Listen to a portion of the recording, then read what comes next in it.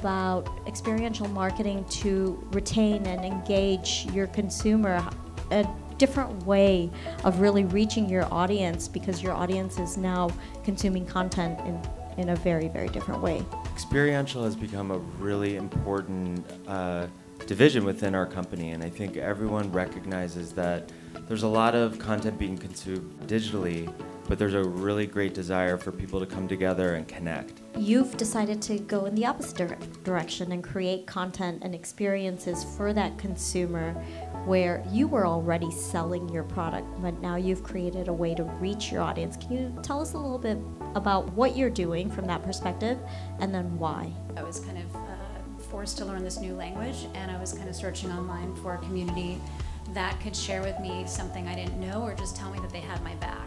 And there wasn't anything out there. So I was really inspired by that white space from a product standpoint of, wow, if I feel this way, there must be millions of women out there that feel the same way.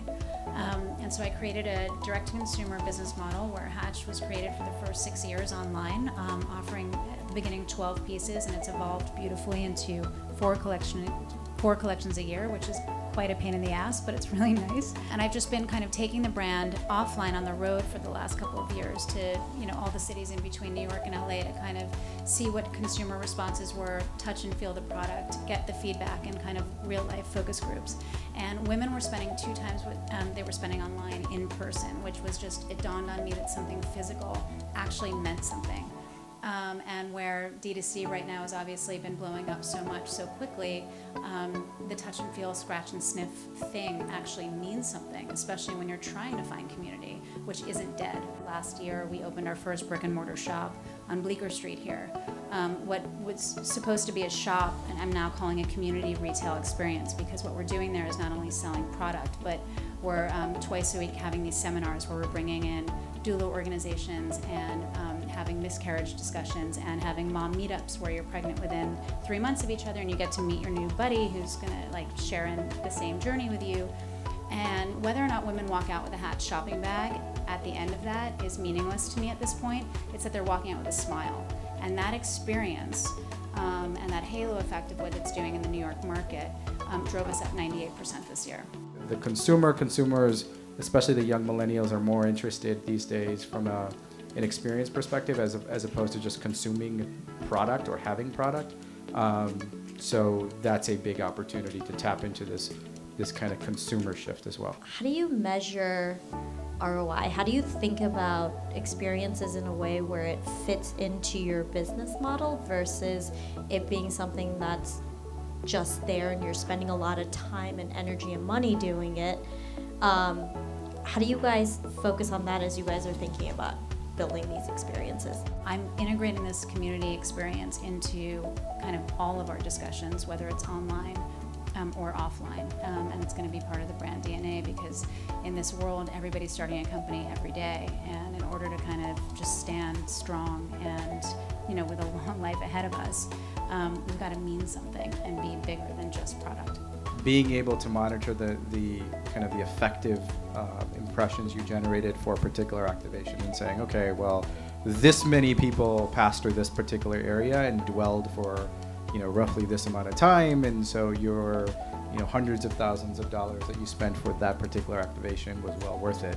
We look at brand lift not only for BET itself, because while it's a revenue opportunity for us, it's also a brand opportunity just to elevate the brand and create more resonance with the audience and relevance with the audience, especially a younger audience that might not even have cable television. Thinking about those small 500-person events, we're really selling the community and the audience that we've cultivated. So that's very valuable. So maybe it's only 500 people, but it's the right people. It's the people that they want to connect with, and there's a lot of value in that. And so when we're looking at some of these events, that is what we're selling, the community of people that are coming together to connect with your brand. So we've had success with that.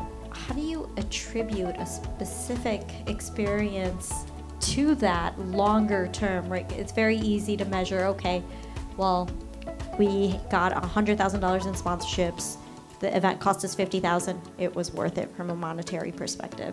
But for the longer term lifts, how do you guys measure that or think about that, or how do you attribute certain experiences to the value that you're providing to the community or to the brand? From the community and from the experience aspect, it's about getting feedback from the consumer. What did they like? What didn't they like? And really looking at, is this furthering the mission of the brand or of the event? And if so, how can we continue to, tell these stories and communicate with that audience? How has experiential changed over the years as you've kind of seen it grow up? We had influencer events and we've had branded content and we've had a lot of different things. How have you seen it evolve and what have you seen that works? Well, one of the most interesting things I've seen is that brands are now creating their own IP. So rather than just sponsoring one of our events, they're actually doing their own event. They're creating their own experience. And I think Sephora is probably a good example of that.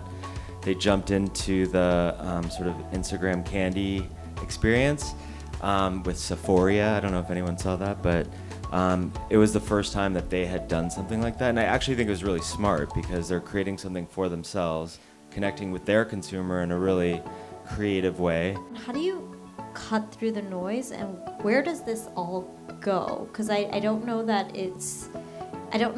all of these experiences have been well thought out, nor are they maybe ROI positive. I think the world is changing and you guys are measuring this a little bit better and learning from, because experiential is so new to the market. Where do you think things go from here? Where do you see the world going? You have to ensure that the experience that you're creating is aligned with your brand, so that if you're curating a whole bunch of content or brands in that particular experience, they can't be off-brand, because otherwise you're just confusing who you are to the audience. So I think the theme that I kept hearing over and over was community.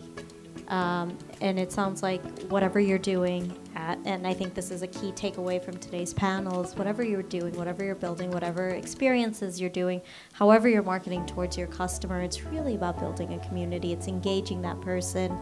It's making sure that they feel like they're part of your brand and that the content is reflective of that.